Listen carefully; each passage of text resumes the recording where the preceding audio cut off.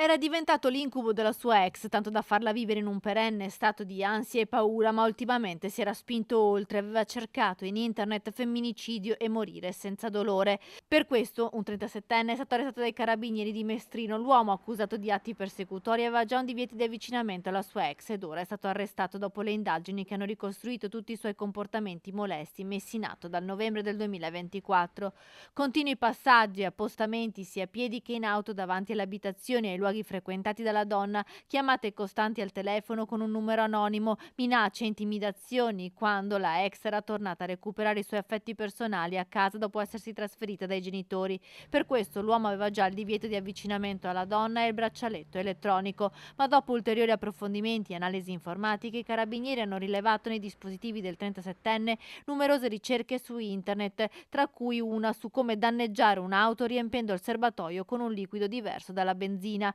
cosa effettivamente riscontrata nell'auto della ex, e altre ricerche con parole chiave come morire senza dolore, omicidio, femminicidio o ancora su come procurarsi un'arma e su varie modalità per sabotare motori e freni di un'auto. Vista la pericolosità dell'uomo, è stato arrestato.